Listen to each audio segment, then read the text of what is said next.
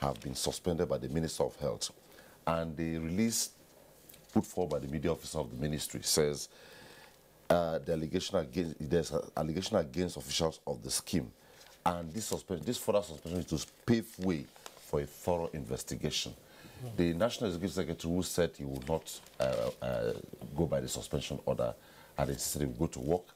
As we speak, the office of the National Health Insurance Scheme is besieged by security operatives, police, civil defense, to ensure that there's order, because he had said he would be in office yesterday, but yesterday that place was taken over. So we hope and believe that in a couple of weeks or thereabout, some sanity will return, and it is to allow for investigation. But where the problem is House of Reps says the man should not be suspended, and the minister says the man should be suspended. But we hope this will return soon. Wow. Thank you, sir. Quickly, there are moves by the federal government to really breathe some fresh breath into the creative industry. A $1 million venture capital has been created, and already the Minister of Information, Lai Mohammed, says a Nigerian from the private sector is already willing to invest $50,000 in it. I believe by this, so much would have been taken off the shoulders of people who are into film production in Nigeria, and they'll have an easy place to go and pick money to invest in that industry. Let's continue. All right, that's a very significant conference on financing the creative industry. Yes. One of the key issues that they have always battled with. Remember when they rebased the Nigerian economy? It was the major source of rebasing the economy, but it was not factored formally into the sector. No, it was factored into the sector. What said that the contribution of the creative industry to the country's GDP was quite significant. Yes.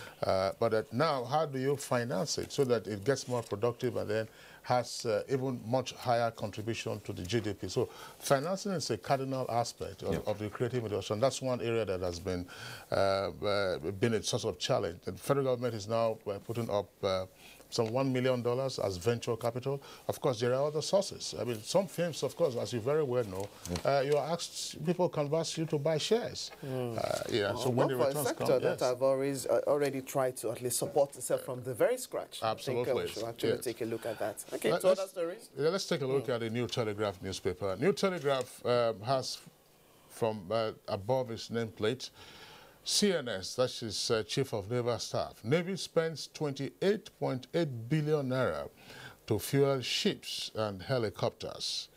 28.8 billion naira to fuel ships and helicopters. Now, the details of the story you can find right there on the front page with a jump to page 5.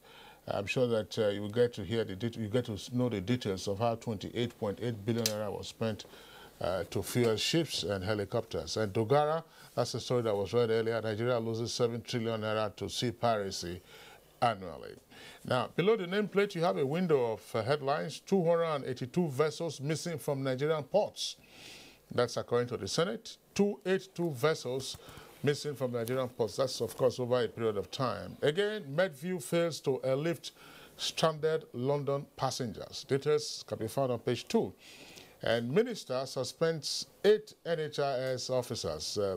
We already discussed that. That's on page 35. And inflation drops for 5th consecutive time to 16.1%. This attributed to the National Bureau of Statistics. Now, the list story, of course, is captioned Black Monday with a number of riders and some photographs there indicating a harvest of disasters in different parts of the country.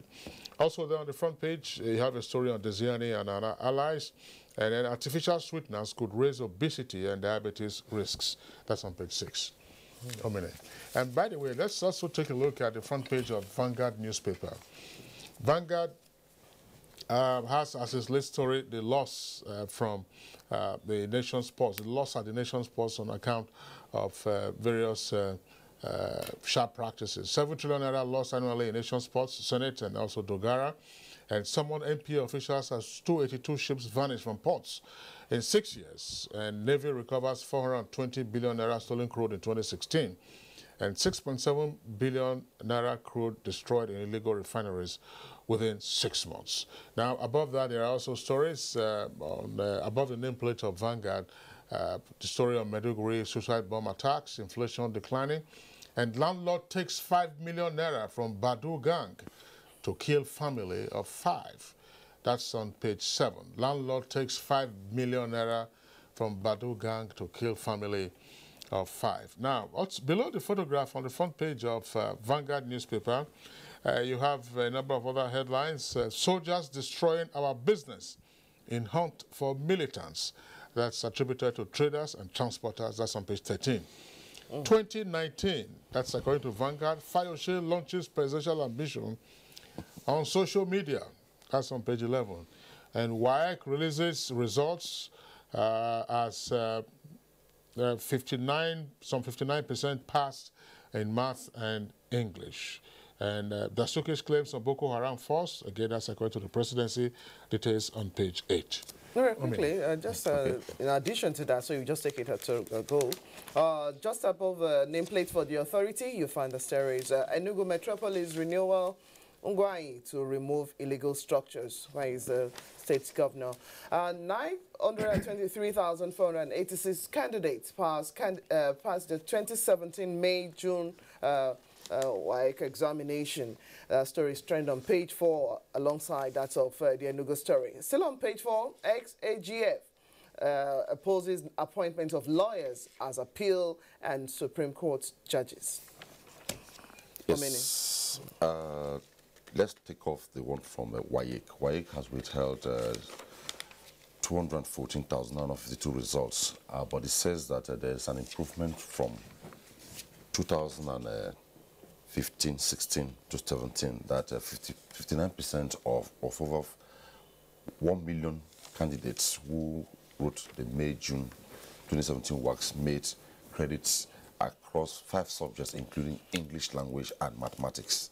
The head of National Office of WAEC, Olu Adenipekun, says it is a significant improvement to last year's, which stood at 53%, and 2015, which stood at 39%.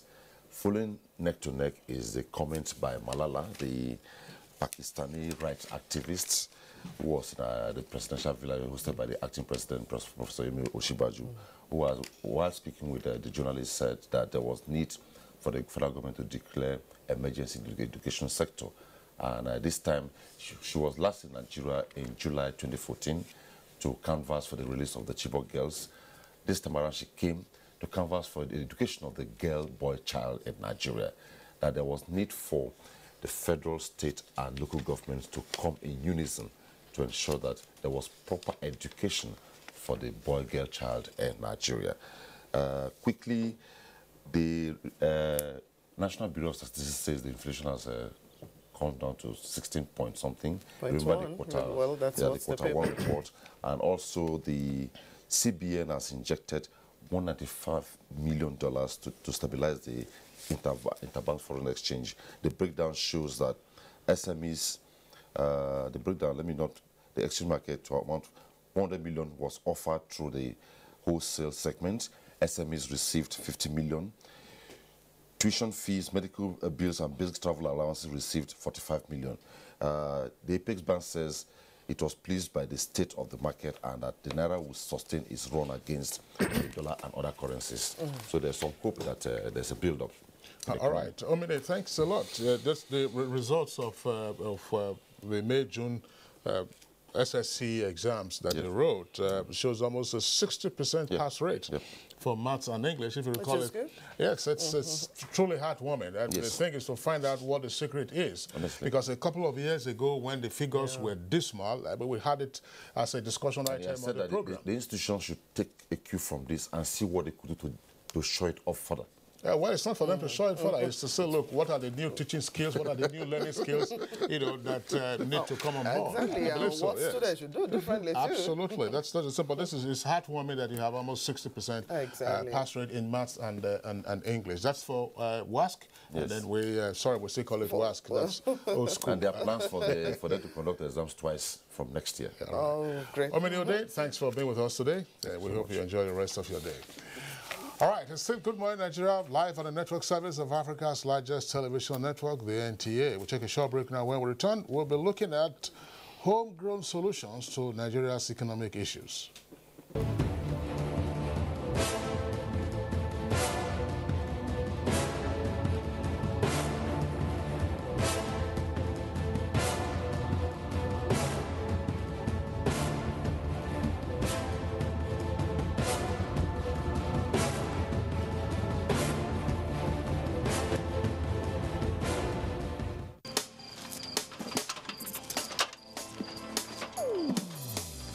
drive this thing now, no be only to connect lights. Come you and yourself now.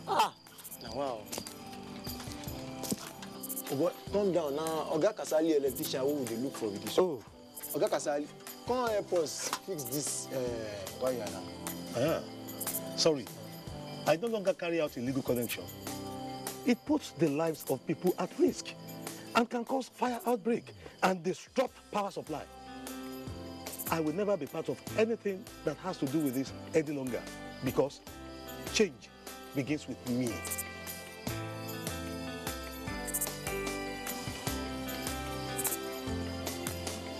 Oh boy, letting him talk makes sense. Oh boy, we could carry this ladder from over. This message is brought to you by the National Orientation Agency in conjunction with the Federal Ministry of Information and Culture.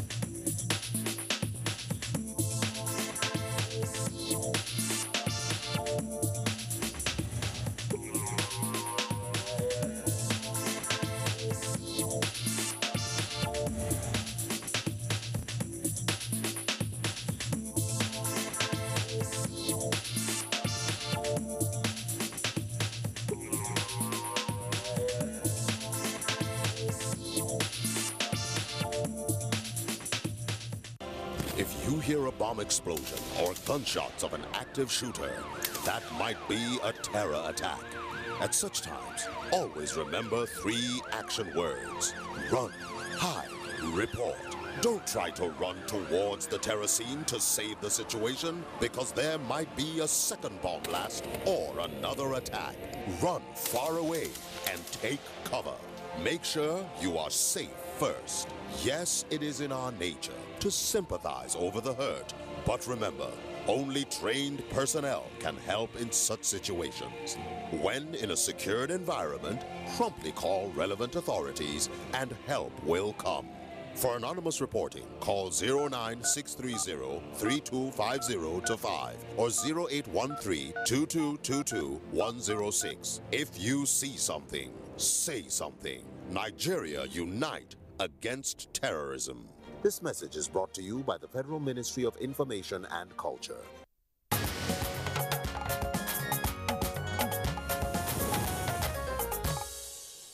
If you just tuned in, the program is Good Morning Nigeria, and we're showing live on the network service of the NTA. Now, to our background report to kickstart our conversation, taking a look at homegrown solutions to Nigeria's economic issues. Now, economic watchers have always kept an eye on Nigeria's rise and sometimes its economic downturn, while foreign institutions have come up with suggestions on keeping the nation's family on the path to economic greatness. Now, those who know say it behoves Nigeria to look inward for homegrown solutions to its economic travails. How is this being done within the framework of the economic recovery which the Buhari administration and the Central Bank of Nigeria pursue? Here's Hamad Ambali to tell us more. Resource-rich and poised for greatness, Nigeria's position as a major economic powerhouse on the African continent is not in doubt. Sustaining whatever gains it has made, however, as with all nations aspiring for the zenith of economic growth and development, remains the challenge. Its overdependence on the mono economy ensured its ascent is oftentimes stunted by the vagaries of the global oil market. Set to find homegrown solutions to its economic challenges, governments over the years have looked inwards towards diversification and developing strategies aimed at boosting local production and stimulating growth. The Buhari administration, having come at a time of volatility in the oil market, knew it had to burrow deep to address the trade imbalance in favor of homegrown alternatives. In manufacturing, agriculture, banking and finance, small and medium enterprises, the economic think tank evolved strategies starting fundamentally by placing a ban on 14 items. It is shameful for us to import fish in sauce, canned fish in sauce, into the country and sardines. Through the Central Bank of Nigeria's initiatives to implement homegrown solutions, initiatives such as the Anchor Borrowers Program, Economic Recovery Growth Plan began to be implemented with game-changing impact. Vast arable potentials in rice production, for example, have been harnessed and had to come by foreign exchange have been saved. This rice we are producing was cultivated here in Kebbi State by our farmers. It was harvested and processed within a year, and so it's very fresh as compared to the so-called Thailand rice. In the same vein, farmers are being empowered in helping to wean the nation from its overindulgence in foreign consumption at the expense of local alternatives. Central to developing homegrown solutions also is the stabilization of the foreign exchange market. The Central Bank of Nigeria continues to intensify its intervention in the foreign exchange market in order to ensure price stability. Transactions running into billions have been recorded in the investors' and exporters' forex window. For local manufacturers determined to make their mark on the local scene, this has greatly provided access to needed forex, just as inflation dropped to 16.10% in June from 16.25% in May. While these and other indices may portend light at the end of the tunnel, analysts continue to stress the need for the federal government to continue to implement policies that would help diversify the economy from heavily relying on oil to agriculture and the real sector.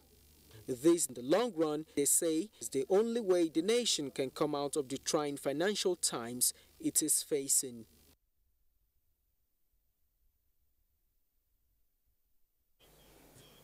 Thank you very much, Ahmed Ambali there. Now, to take a look at some of these questions we asked earlier alongside that of Ambali. We're now being joined from our Kaduna studio. We'd like to introduce our guest, Dr. Aminu Usman, is the head of Department of Economics at the Kaduna State University. Dr. Aminu, we'd like to welcome you to the program this morning. Thank you. Good morning. Also joining us, but now from our Lagos studio, we'd like to introduce Economic Associates Chief Executive Officer, and who is also a former member of the National Economic Intelligence Committee, Dr. Ayo Teriba. Dr. Teriba, good to have you join us on the program. Good to have you join us on the program. Thank you very much. From our Enugu studio, we'd like to welcome a familiar face on Good Morning Nigeria as well, Professor Ken Ife, who is a development economist. Professor Ken Ife would like to welcome to the program as well. Thanks for inviting me. Kingsley? All right, let's begin the conversation with Professor Ken Ife in our Enugu Network studios.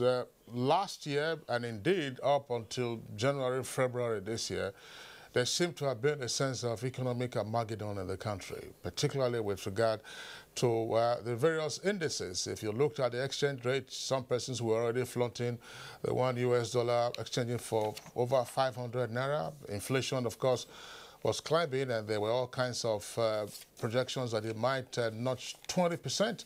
Unemployment figures were also rising. Trade appeared to have been dismal, and all of that. So, but mid-year, it would appear that the negative numbers that we had in the past have now been gradually reversed. The central bank, of course, we had them on the program sometime in the past, and they indicated what they had tried to do with regard to managing the forex regime as well as managing the rate of inflation. Now, my first question to Professor Ken Ife is as follows. The scare of Armageddon that we had for about a year, ending, shall we say, the first quarter of 2017, is the scare over? And are we now developing the right homegrown solutions to actually dealing with our economic issues? I wouldn't say the scare is over, but I'd like to say that there's light in the end of the tunnel. What we have escaped is deeper cuts. And I have to say that yes, we are borrowing some time. If the oil prices crash, if the output collapses, we'll be back to square one. But that does not diminish the good work being done by CBN in intervening in a very sustainable manner. But I think we need to revisit the base. We have structural deformities in our industrial base. We have massive constraints restraining MSME integration into the global supply chain. And unless we embed this in a diversification strategy, I'm afraid it's still going to live on very, very shaky terms. All right, Professor Kenny, thank you very much. Let's go over to Dr. Ayo Toriba in our Lagos Network Studios. Dr. Ayo Toriba, let's get your opening salvo with regard to the state of the economy and how we try to manage it from the crisis state that we had last year and up until the first quarter of this year, according to some analysts. Right. The first half of 2017 has turned out largely to be the opposite of what we experienced in the first half of 2016.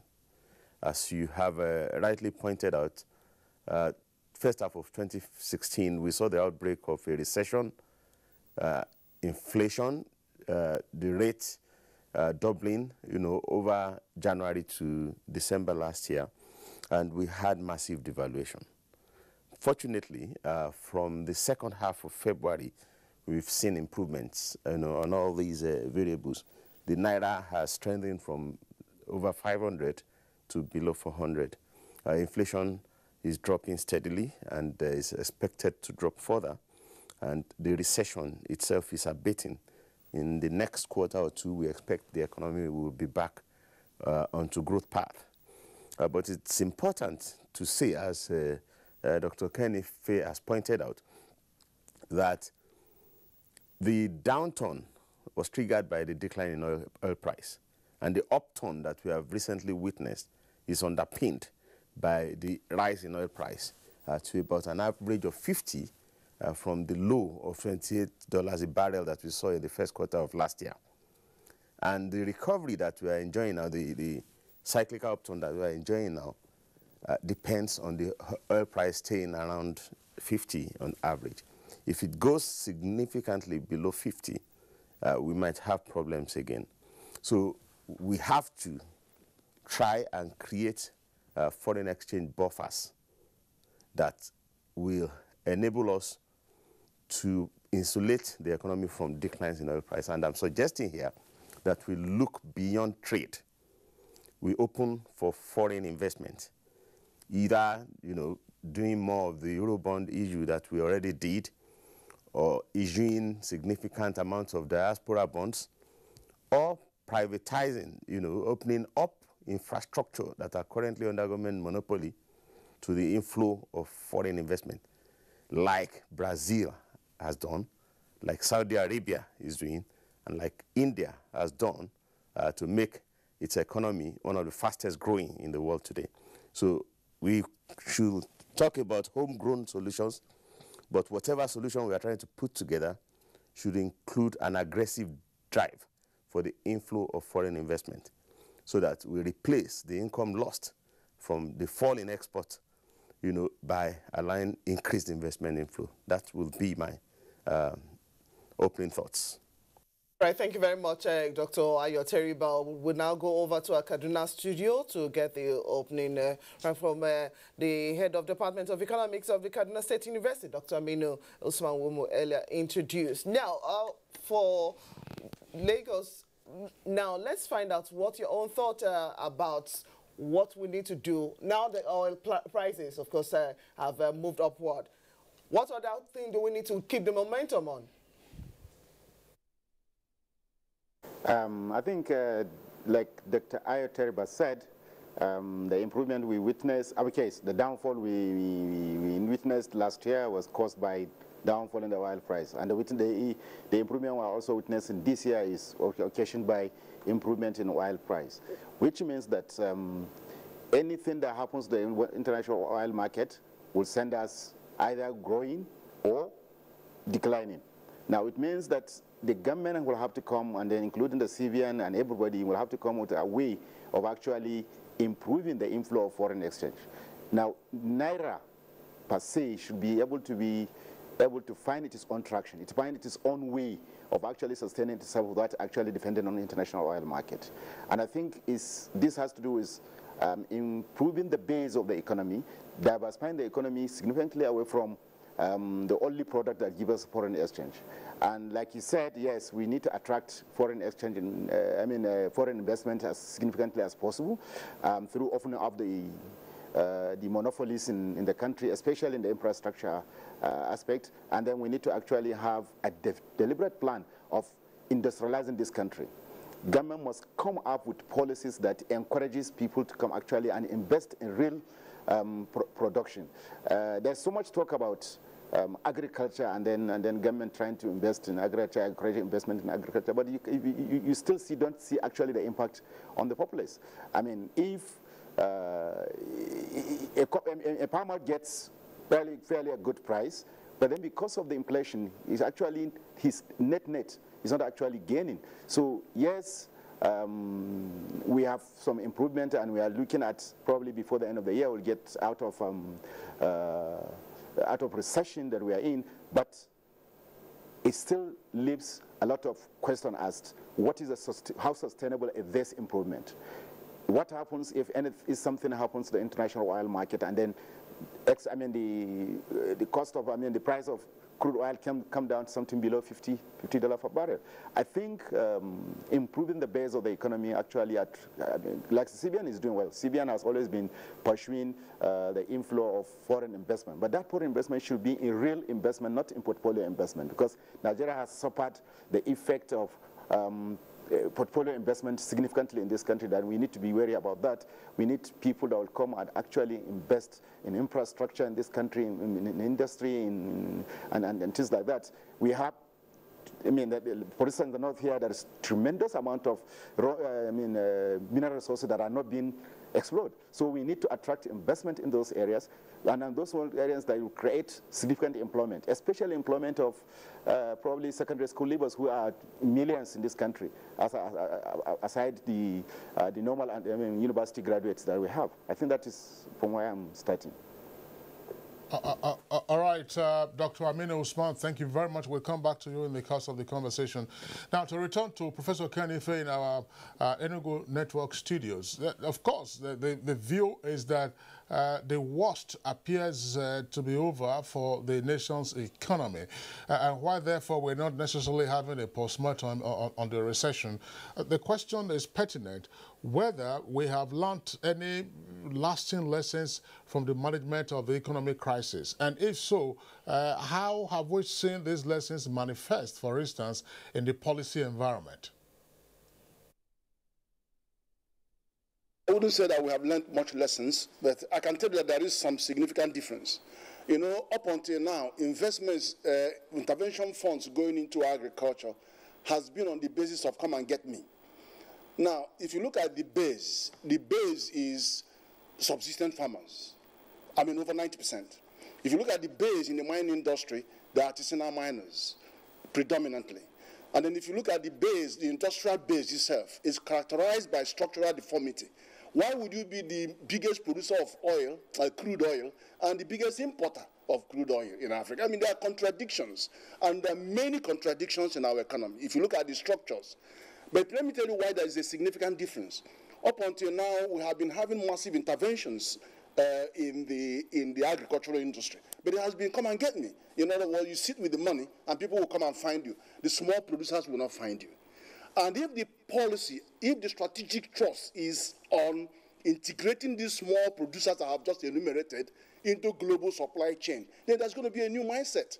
So Anchor Borrowers Program was the only one that has moved away from the traditional intervention approach to say, okay, let's look at market aggregators. Let's look at anchors, such as the processors, the food processors, the transport logistics sector, and then the likes of retail chains. Get them into aggregation so that they can now reach out to small producers and integrate them into the global supply chain. That's why it's a huge success. But we need to replicate that success. If you look at all the continents, they've all moved on except Africa. And the reason is that look at the common denominator among all of them their growth is mirrored by the growth of the middle class. In Nigeria, the middle class should be around 40%. Here is about 5%. And the reason why it is a problem is because MSME is the closest mirror to growth, to middle class. And they are completely stitched up. And that's why I appreciate what CBN is doing, because part of their role, I know the major role is maintaining financial system stability, but they also have a role to promote sustainable economic development and also act as bankers of last resort. So in both cases, they are empowered to intervene where there are market failures, and they are intervening. But what I'm saying is we are missing the real game. The real game is to get into the MSME sector and get them, embed them into a strategic policy that is about integrating small producers into the global supply chain. You go to mining, what do they need?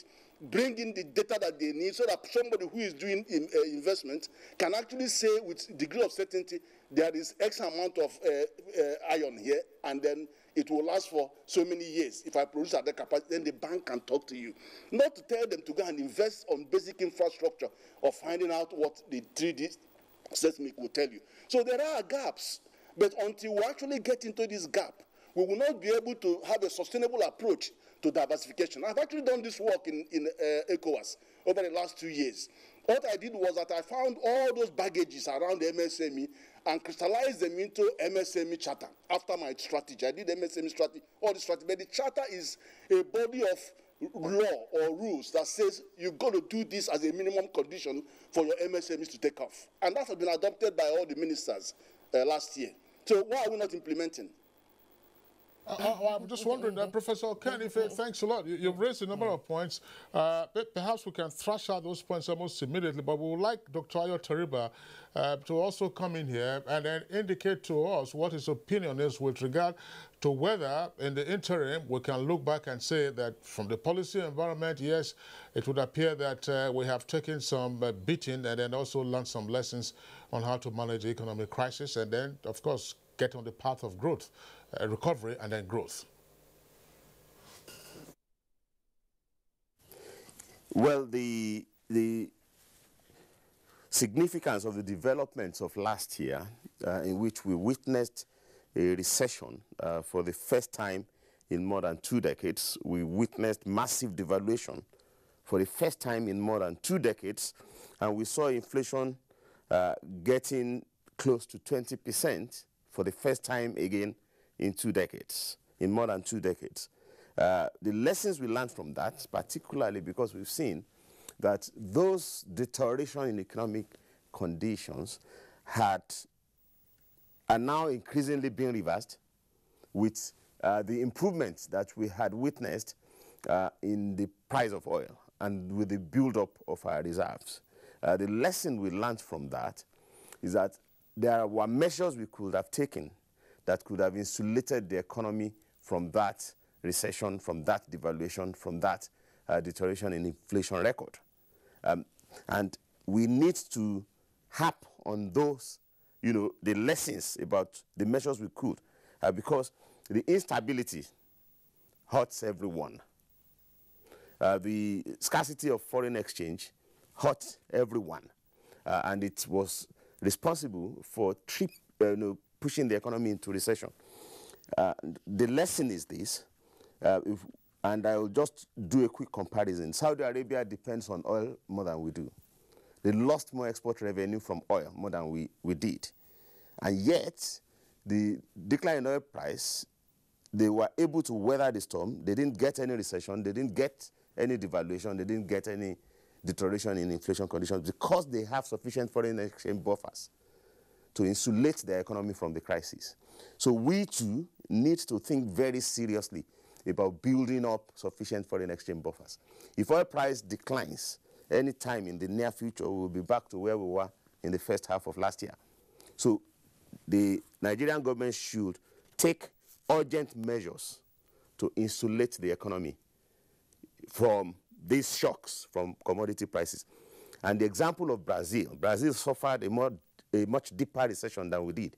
Their economy was declining like 4% a year in 2015, 2016. But they're getting recovery now. And one of the key reforms that they did was to open for foreign investment. Nigeria needs to think less about exports and oil, earning foreign exchange from oil, Nigeria needs to open for foreign investment, and we have so many opportunities.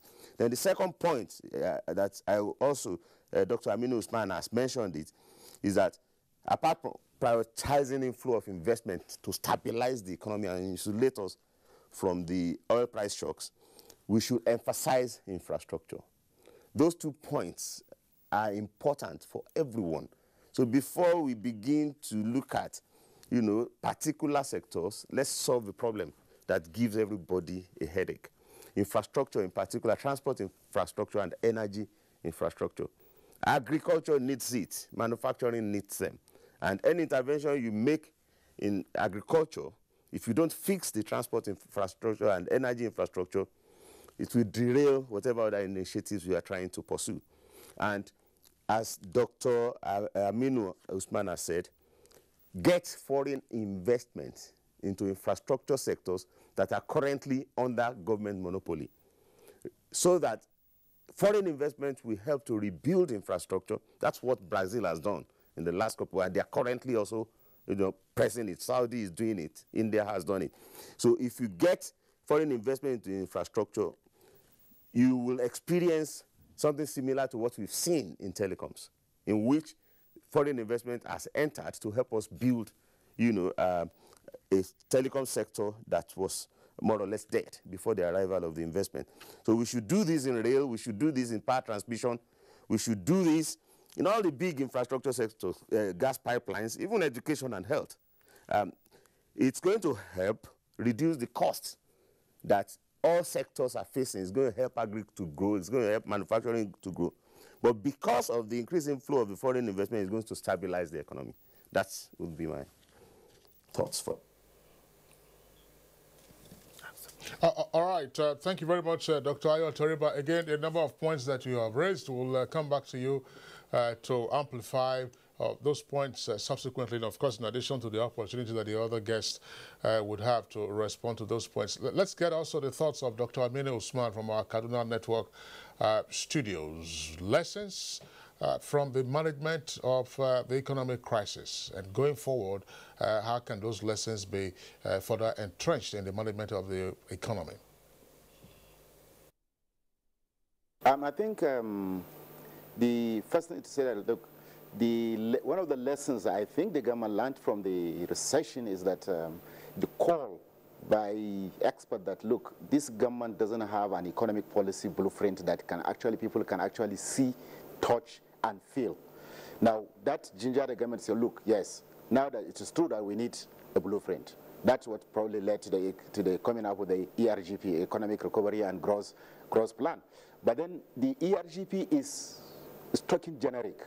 We have not seen the real implementation steps that would tell us, okay, what the government intends to do in each sector, this is how it intends to do. Because it's only in the detail that we can be able to actually see whether the government has actually learned a lot of lessons from previous documents, or it's just repeating the same mega document that speaks about, very large, but then it becomes unimplementable because the implementation milestones or steps or tasks have not been actually clearly defined. And then, the people that will be responsible and be held responsible for implementing specifics are not actually specified. So to that extent, yes, the government shows some amount of learning some lesson, but then in actual sense, the thing is in the detail. And one of the things that sometimes tells me that, well, we are not a learning country is if we have an economic recovery plan that's supposed to be keyed into the national annual budget of the country, and then the budget has already, in the last 2 years, government budget has been a problem for this country.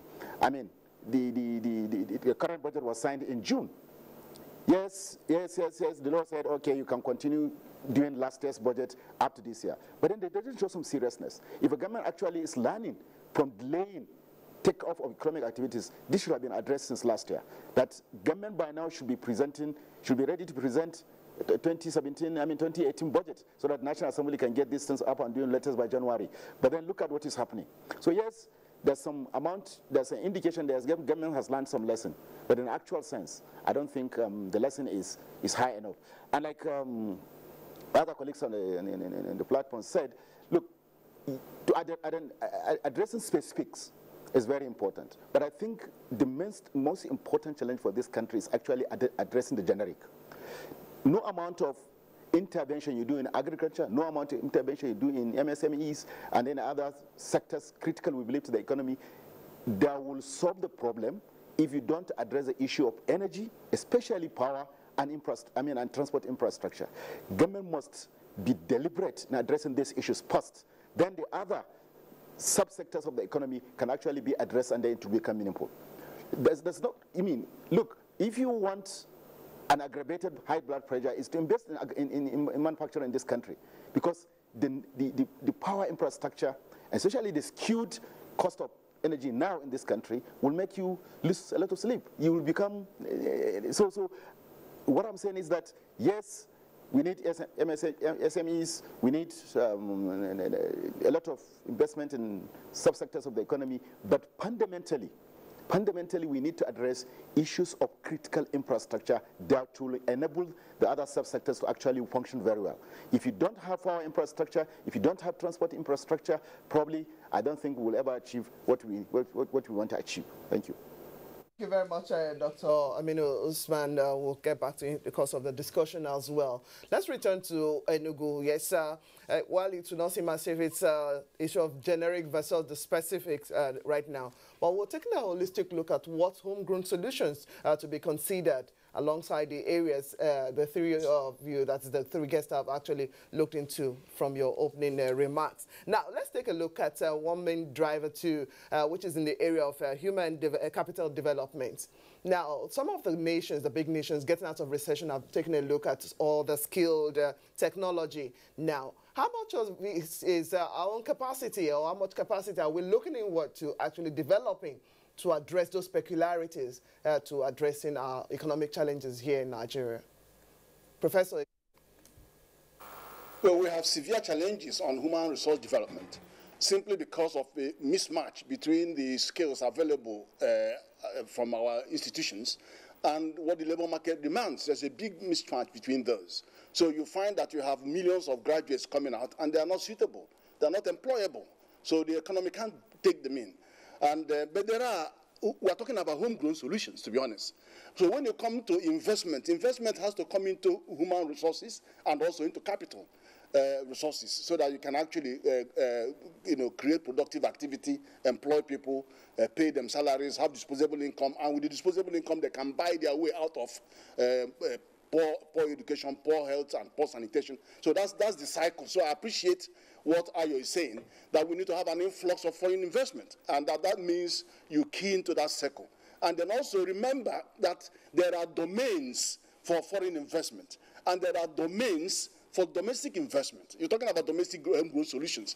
So while those foreign capitals are necessary, I'm not really talking about the short-term debt flow because they cause more problem for us. I'm talking about FDIs.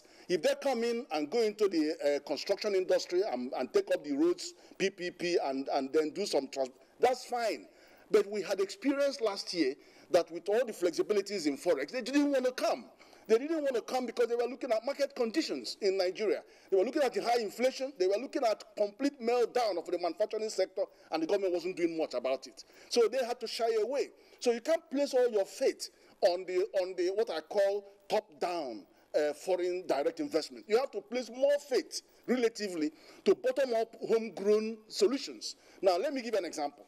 The reason why this crisis deepened wasn't just because we didn't have as much reserve as we had in 2008, $162 billion. Even if we have $500 billion, we will spend that money. The country is big, we'll spend all that money. The problem was that the revenue of the CBN dropped from $3.2 billion a month to $1 billion a month, while the demand for Forex rose to $4.66 billion a month, so they couldn't match that. Now, so for you to actually have sustainable action, apart from all the actions taken on controlling accounts and all those, they had to go to the demand side and attack the demand side of the balance sheet. And for you to attack the demand side, you've got to look at growth. You have to look at diversification. You have to look at the economy. Look at the base for you to sustainably reduce what is going on the demand for Forex. And that's why you have seen, okay, sugar, rice, wheat, and one of them, and fish, account for 1.3 trillion naira. So you've got to deal with that. If you don't deal with that, you don't have a base. So if you have problem again, you are still back to a monocultural economy. So that's why you must prioritize these areas and make sure that you have cultivated a base of active. Look, what they're doing in agriculture is very interesting now. You've seen an advert last week wanting to spend hundreds of millions of dollars in buying, cottage industrial equipment. Many of them in hundreds. That is the way to go. Because when you overwhelm the economy with this equipment, then you're actually going to make sure that the massive increase in agricultural production can actually benefit from value addition. So we will now sustainably contain the influx of foreign produce. So, we're going to focus on this area. And I'm not saying exclusively you do it look at both ends. But the balance must be in favor of homegrown solutions. Thank you very much, Professor Ife. Let's get a reaction from Dr. Ayo Teriba. Driving local content, encouraging homegrown solutions. He just mentioned of areas of agriculture. What exactly are we getting? How engaging is our capacity in this area? I'll be very careful with the phrase homegrown solution. The world economy has become a global village, and the problem we are grappling with originates from the world economy, the decline in commodity prices that resulted from the glut in the supply of commodities. So you have to recognize that the problem that inflicted recession and instability on Nigeria originated from the global scene. And the solution, the effective solution is most likely going to come from the global scene. And I would want to point out that before the decline in commodity prices, Nigeria used to enjoy $100 billion in export earnings on average per year prior to 2014. Post 2014, our export earnings has dropped below $50 billion. So the primary problem that Nigeria is trying to solve right now is to meet that shortfall in foreign exchange inflow. So we now have less than half of what we used to get from exports. But fortunately, the same global scene that inflicted that low commodity price also is currently experiencing a glut of liquidity. And countries that put their acts together are getting record inflows of investment from that global scene. So what we've lost from export, we can get from capital inflows. And Nigeria has started getting something. Since the beginning of this year, the government has raised 1.5 billion from issuance of Eurobonds. 2 Nigerian banks have each raised $500 million. So in the last, if you like, 6 months, Nigeria has enjoyed the inflow of $2.5 billion. I do not think we've got it that easily at previous times. So the point, and as indicated by the fact that Nigeria's issue of the Eurobonds was oversubscribed 8-fold, is that Nigeria should get more external funds in from the capital accounts and talk less about the export.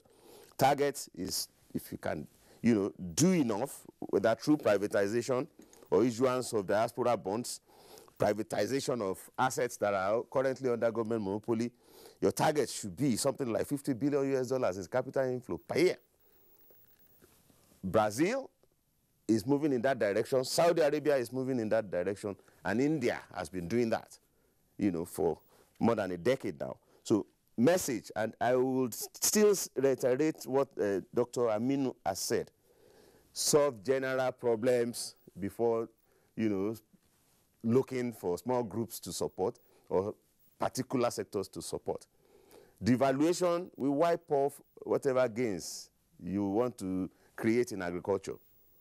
Recession will wipe off, small and medium enterprises will be more vulnerable in the face of devaluation, inflation, or recession. So do enough to ensure that the economy is insulated from this. And enough means creating the capital buffers. Then solve infrastructure problems. infrastructure is as much an obstacle to growth in agriculture as it is to an obstacle to SME growth.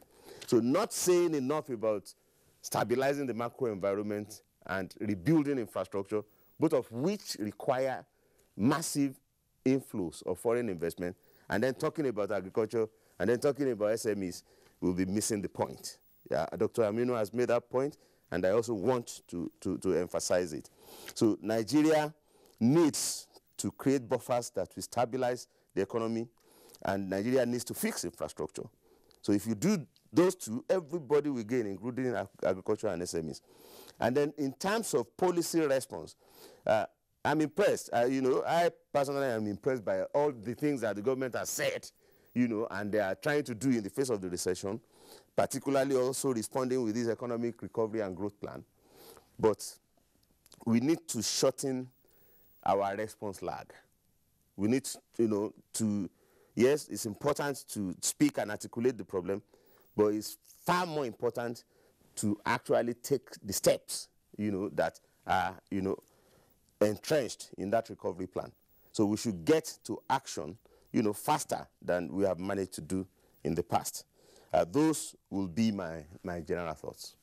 All right, Dr. Ayo Tariba, thank you very much. And of course, the other guests, a number of points and issues that you have raised. Well, we're going on a short break now. When we return from the break, we shall take tweets and, of course, continue with the line of conversation. Just before we go on the break, by the way, just a blessing needed to point to Dr. Tariba. I mean, he's referred to Brazil a number of times as a relevant example of how, to manage recession and learn lessons from it. But, of course, the state of infrastructure in Brazil isn't the same as we have in our own environment. And in the 1980s and 90s, when Brazil was pushing ahead with its industrialization, quite clearly it was establishing the framework for it to recover quite quickly from any setbacks that it may have encountered. Dr. Ayatoriba, of course, we'll come back to you if you have any counterpunch to what we just said. It's Good Morning Nigeria, still on the network service of the Nigerian Television Authority. We'll take a break now. The Future Assured project of the wife of the president, Aisha Muhammad Buhari, is carrying out free medical screening and distribution of food items at various IDP camps while ensuring the economic empowerment of women through training and skill acquisition. In recognition of her efforts, wives of governors have lent their voices and support. In Kogi State, we feel the impact of Future Assured, especially in women and children. The Future Assured program of Mrs. Aisha Muhammad Buhari, the wife of the president, has been very assuring and still reassuring in Sokoto State. It has impacted positively in the areas of humanity, especially women and children. Supports the Future Assured initiative. Email programs@futureassured.org.ng. Future Assured, promoting and protecting the lives of Nigerian women and children. You fall victim because you care about saving a little money. When I'm not blind, I'm not stupid. I'm here to cross over and take Sole, ferry ship. You fall victim because you care about your car. What is it? Smoke on your car. Smoke. They cash in on your fear. A dangerous road they so then they rob people, they keep it for years. And they point. You want to and I get it done by go call them. This week, your rib-cracking comedy, Professor John Bull, dwells on roadside wars of the people in this episode titled Point and Kill. We are not talking about fish. Beware. This is impetuous. This is prodigious. This is wondrous. And laugh like never before. How dare you enter my house without at least knocking? Why are you trying to become my dear sweet professor? I am sweet Abednego. Over and out. Brought to you by Glow. The largest data network. Glow Unlimited. The Executive Governor of Zamfara State and the Chairman Nigeria Governors Forum, His Excellency Alhaji Abdulaziz Yari Abubakar, on behalf of the government and good people of Zamfara State, invites the general public to the commissioning of projects at Gumi, Kwatarkwashi in Bungut local government, Gusau, Bakura, and Talata Mafara, as part of activities marking the 6th-year anniversary of Governor Yari's administration, which will be performed by the acting president, Federal Republic of Nigeria. His Excellency Professor Yemi Oshibanjo, scheduled to hold on Tuesday, 18th July 2017. Your Excellency, you are most welcome to Zamfara State, where farming is our pride. Malam Ibrahim Okala Muhammad Liman, State Deputy Governor and the Chairman Reception Committee, announcer.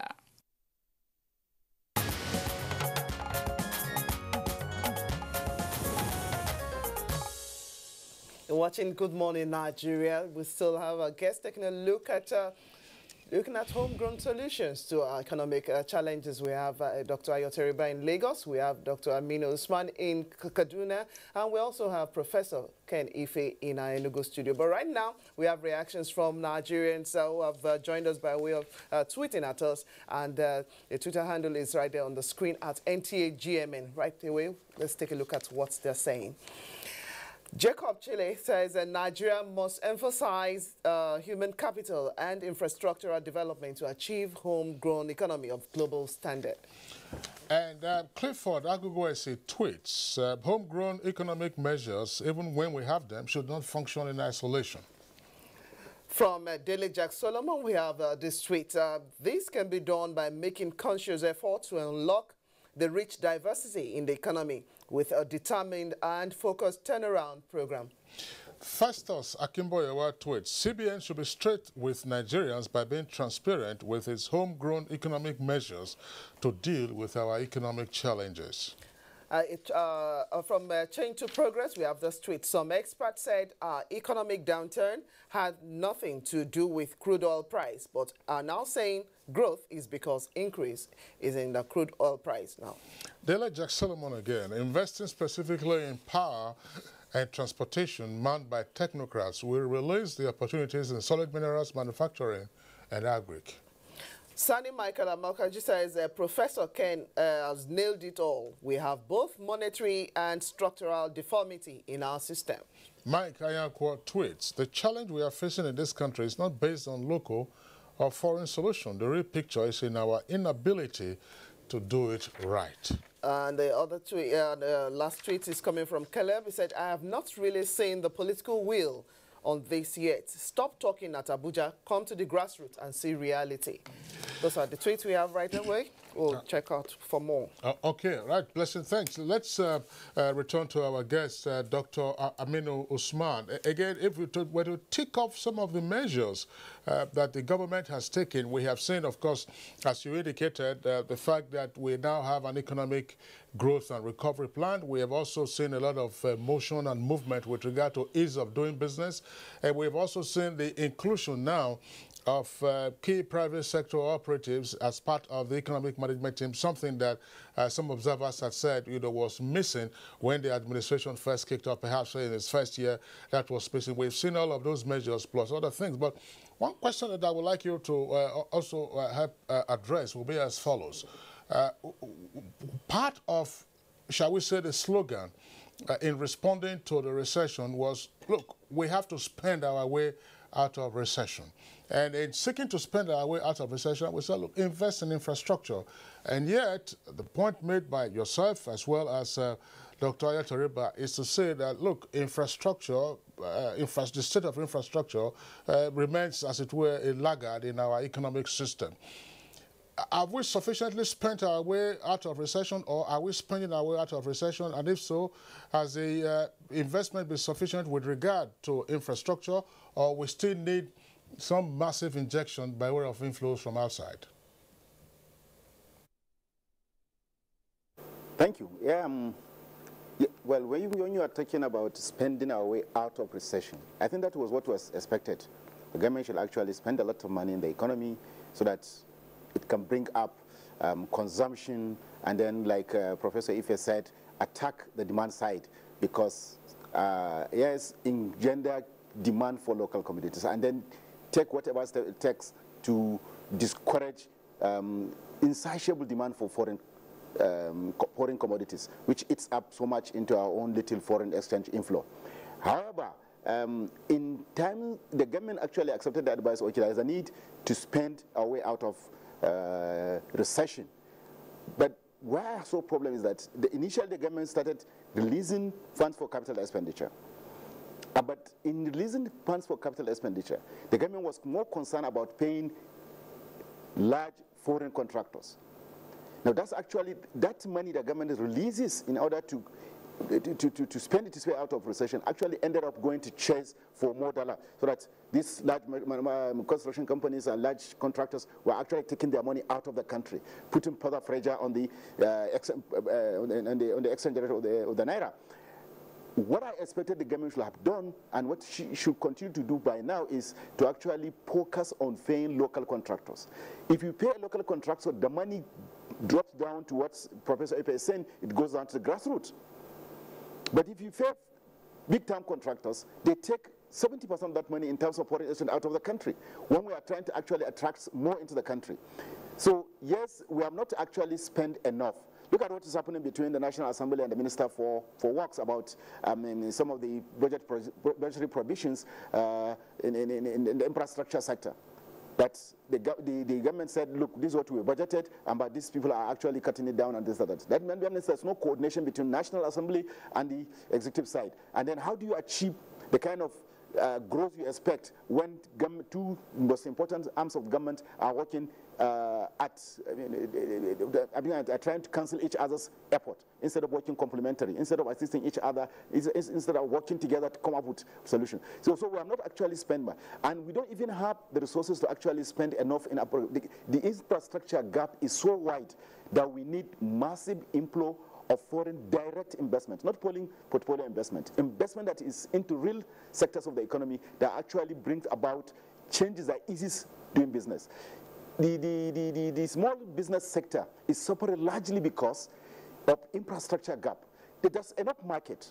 Whatever I produce, I can remember maybe some few years ago I was in the manufacturing.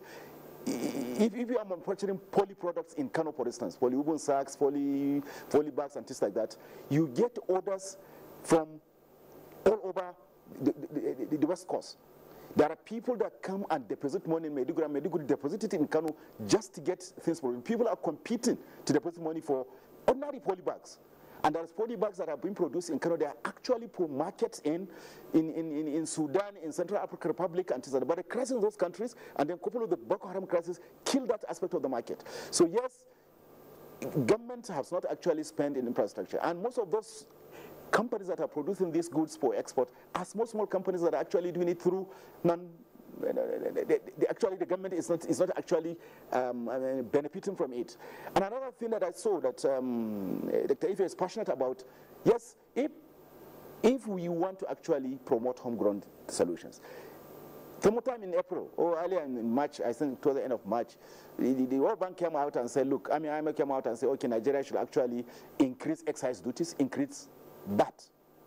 But then when you are trying to actually promote, expand your economic activity, and expand your production capacity, and expand your export, and then diversify the source of your foreign exchange, and then now you are not putting excess duties. What I expected is at least the government should lower even corporate tax. Lowering corporate tax, removing or putting zero excise duties will attract foreign direct investment into critical sectors of the economy, apart from actually the infrastructure, the mines, and yes, in other sectors. And there's also the issue of actually human capital development. The investment in education is horrible. Even the private sector are not actually helping matters. It's only in Nigeria probably you find that, in Nigeria as a developing country compared to other developing countries, average Nigerian cannot take his child to a private university. And then the government, the public universities are so choked up that learning is virtually absent. You have a lecturer who's taking about 500 students in one class. What miracle is he going to actually get 30% of that class to actually understand what he's talking about? Now, instead of investing for people, even domestically, local people to actually invest in the in education so that we can expand. If you don't have a knowledge economy, if you don't have economy that's highly technically knowledgeable, probably whatever, even the foreign investment comes, will not be able to take advantage of it. So there's a lot that needs to be done. But actually, government needs to spend more. And really, the only way we can get some of this sorted out is attract massive foreign capital in those critical aspects of the economy. Thank you. All right, Dr. Aminu Usman, thank you very much there. Professor Kenife from Enugu Network Center, what are your thoughts? Again, you recall, we had you here in the Abuja studios a number of times when we were discussing how the government should proceed with regard to reversing the trend of recession, which was escalating at the time, now that it is de-escalating, with the benefit of hindsight, did the mantra or the slogan work that we spend our way out of recession? Have we spent wisely, or do we need to spend some more? Or do we need to attract other spenders? And if so, where? And on what? It attracts other spenders and then spend more. But it's more about where do you spend? What do you spend on? You see, you can invite all the foreign direct investments to build all the roads, and the roads can lead to ministers' houses and villages. If you don't connect the production centers and the market centers and the processing centers, you've wasted the money. You will be going to wait here for a long time. I'll give you an example of the power sector. We know the size of our challenge in the power sector. Nigeria is 189 million times, 4 times South Africa. We produce 4,000 megawatts. South Africa produces 40,000. That is 10 times 4, 40 times deficit. And then we'll be hearing this story all for many years. We have privatized the sector. We brought in Gencos and Discos. TCN is working there. But then we have not got, power is even getting worse. The correct policy is move power to the mass market. We are the highest per capita producer of power in the world because everybody here is using generator. But let the policy now redirect to bringing power to the mass market. If you take solar as an example, how do you incentivize the private sector to invest in solar, both for their home and for their small business, to displace the generators? And then when you start doing that, foreign investors will come and start assembling panels in your country. The foreign investors want to go where you have cultivated a base. If you cultivate a strong base in agricultural production, they will come and assemble their tractors, and they will come and assemble their equipment to support you. You don't tell them to come in and bring money. For who? Money to do what? So we've got to be very realistic on what we want to. We must incentivize the base. We must, and private sector only works on investment, on incentive. Wherever you incentivize them, that's where they go. And then if you think you can sit back and say trickle down works everywhere except in Nigeria. It doesn't work in Nigeria, the trickle down policy. You do this and then this will follow. It doesn't work. We have to nurture the base. We have to ensure that in each sector, we know how we can push that base forward so that the base remains there. It is that base that will attract foreign direct investors to come and supplement and bring additional technology. All right, Professor Kenife, thanks a lot. Dr. Ayo Tariba, what's breaking the infrastructure jinx? Professor Kenife was talking about bringing power to the mass market. Can we bring roads to the mass market? I'm actually more interested in, the idea of can we spend our way out of the recession? I'll come back to infrastructure. Unfortunately, because of the dependence of government revenue on oil, the collapse of the oil price not only meant a recession, but it also meant a massive decline in the revenue available to the government. Government hardly got enough to meet recurrent items. We were facing a situation where government needed to borrow even to meet recurrent spending. Recurrent spending, itself is higher, than government revenue. And that's a problem. We borrow more than 2 trillion. The federal government borrows more than 2 trillion, but spends less than 1 trillion on capital items. Last year, we spent a little over 900 billion, but we had borrowed more than 2 trillion. So you need to be realistic. Suggesting that we spend our way out of recession when we, in fact, don't have enough money to meet recurrent obligations is not realistic. So you need to open the space. Government does not have to carry on as if it's only government that should be spending on infrastructure, or it's only government that should be managing infrastructure. What we did in telecoms, we need to do across all infrastructure sectors, including rail, including, if you like, roads, including pipelines, and power transmission. We need to open the space for foreign investment. And even education and health. Now, the national universities, you can privatize them. You can get foreign investors to come and run them and give students loans. Most countries that grow, they give students the loans to access privately provided education. And you should privatize health, all those teaching hospitals that we have, and then do health insurance, government-supported health insurance, to enable people to access privately provided health services, and reverse this trend of Nigerians traveling to India and all sorts of places for healthcare. Attract the foreign investors to come and treat Nigerians here, and you will soon see a reverse traffic of other nationals coming to Nigeria to come and access health services. So I do think that the problem, the solution for Nigeria's crisis today is to open up for foreign investment. And I did give the example of Brazil. Brazil is one of the top 10 economies in the world. And they still found it necessary when they found themselves in a recession to open up for foreign investment. They opened all infrastructure sectors, and they said government cannot do it alone. That's the example I'm giving. So it doesn't matter where you are in the level of development. At this time, when countries are facing reduced export incomes because of low commodity prices,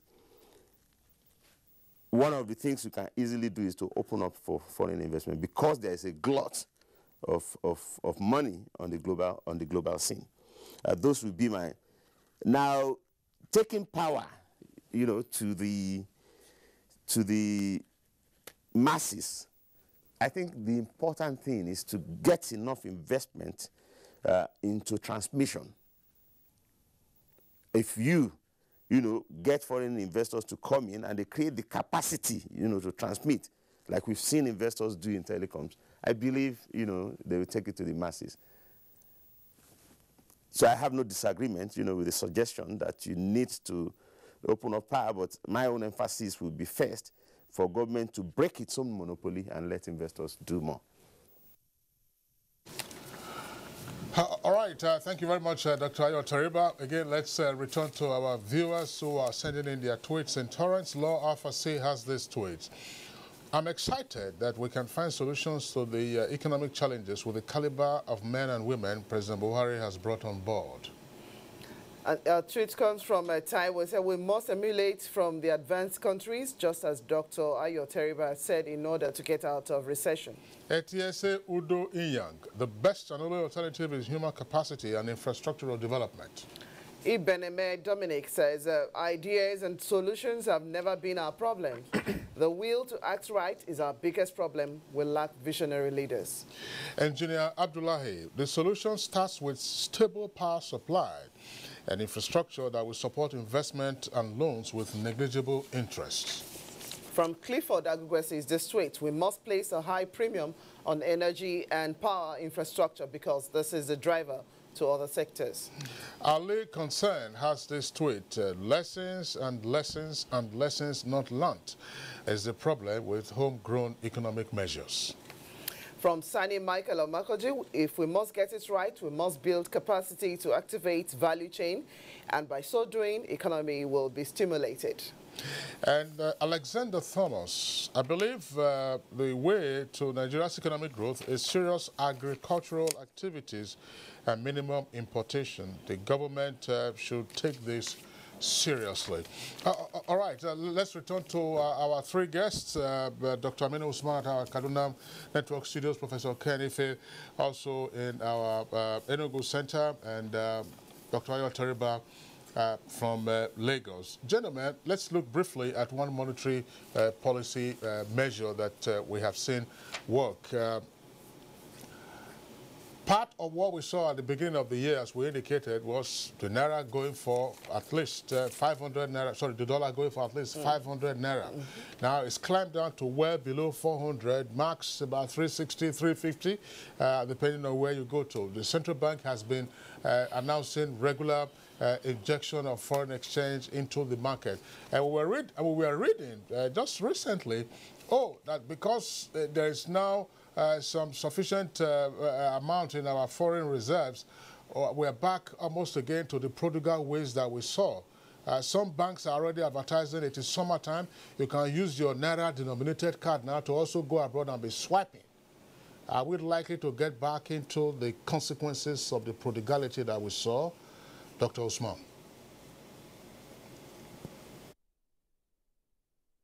I think, in the first place, I think a lot of us are saying that, look, this thing that CBN is doing is unsustainable. Now, for how long can we continue to fund these activities carelessly? We said it at the beginning here that, look, this relative improvement we see in the economic conditions are occasioned by improvement in oil price. Up to now, the oil price we are talking about has not gone to half of what it used to be before. So it's a little improvement that we should actually use it significantly for the growth sectors of the economy. CBN probably needs to really do a rethink on how to actually get Naira to actually support itself. This idea of pumping in money, pumping in foreign exchange every week and on end gives banks the opportunity to actually cheat on the system. You know, banks have been most uncooperative in terms of actually helping the government to manage the foreign exchange. Every bank depends on its access to CBN and getting cheap foreign exchange, which they will now actually do. Despite the improvement, you find that what they are actually charging people outside this country, if you look at it, it's just like the same thing as black market. So I think either banks or CBN or the government generally did not actually learn much and did not realize that, look, this improvement may or may not last a very long time. So before the next crisis, because this crisis will definitely come back again if we have not been able to, be able to expand the base of the foreign exchange flow. So if we don't, by the time another crisis comes, probably it's going to be worse than what we are trying to get out of now. So we need to actually learn from lessons from the past and then actually reduce our penchant for consuming foreign commodities and then spending anyhow abroad. I think putting a limit makes a lot of sense, that how much the maximum that people can actually spend outside this country, so that we can be able to actually, because we have this preference for anything foreign, and people travel and go on wild shopping. So I think if CBN is really serious about managing the exchange rate of the Naira, then it should be able to put some checks, especially on the banks, on how they allow people to use their Naira card against, to draw on foreign exchange significantly. Thank you. All right, thank you very much, Dr. Aminu Usman. Professor Ken Ife, what are the checks? I tell you something, I have talked about agriculture, I've talked about the industry and power. Let me tell you about about energy. Now, if over 40% of our foreign demand for forex is actually coming from imported crude and some agriculture, all right. If we start supplying money to the modular refineries, about 75% have been given license, private refineries. Let's do only $1 billion loan. It's not grant. Just give them $1 billion loan. At least 10 of them will come in with modular refineries and stop sending all these billions into repairing dead refineries that are so old. They're not delivering the allocation from OPEX, and they're just sitting there sinking all our money. Sell them or get people. You've already supposed to get some people to stay around, do the same refinery in the same premises. Do something about this modular refinery, for goodness sake. If 10 of them can get loan from $1 billion, they will transform and reduce the import of fuel. And then we will have more accretion to our foreign reserve and excess crude account. It's the same thing. But, so foreign investment can come there to do something about the government-owned refinery, but put some money on the modular refineries. It's a loan. They will repay it back in 3 years. They'll triple their production volume, and you can kiss goodbye to all this import of fuel. And you can supply, in fact, all those people who have tank farm, let them handle the export of petroleum products. They will use them to sell the petroleum products to other African countries. So, let's be more creative and use alternatives that exist in the economy, rather than focus all our attention on money to come from somebody to do what?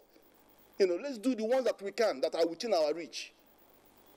Thank you very much, Professor Kenny Faye. Okay, Dr. Ayo Teriba, with all the anticipation in those distant time, Nigeria's inflation will, of course, begin to climb down further. What more do we need to do to actually address these considerations as well as our other concerns?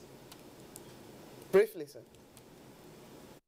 The issue issue of whether what the central bank is doing now is sustainable or not, I'd like to comment, on that. And the view I take is that we need to recognize that the problem that Nigeria is facing with the foreign exchange market is inadequacy of the supply. And the only lasting solution will be to boost supply. Trying to restrict demand or question what people want to spend their money on, it's an exchange. It's not a gift. If somebody, makes a demand for foreign exchange, is parting with Naira in return for it. So we should put Nigeria in a situation where demand can be reasonably met. As long as there's a supply shortfall, we will be having problems, the exchange rate being stable. The increase in the oil price and the improvement in reserves, accretions to reserve that we have seen since the beginning of this year has helped to firm up the currency. We've seen appreciation from, late February from 520 to 360. And we should just, focus on that improved capacity to supply is the only basis for sustaining a stable exchange rate. And rather than finding trade solution, because when you are saying reduce import, you are trying to reduce import to match export, but when you reduce import, you also reduce economic activity. You also prolong the recession. So rather than looking at the trade solution or trying to manage demand, let's look at the capital accounts. Nigeria is Africa's biggest economy, is the world's 7th largest population.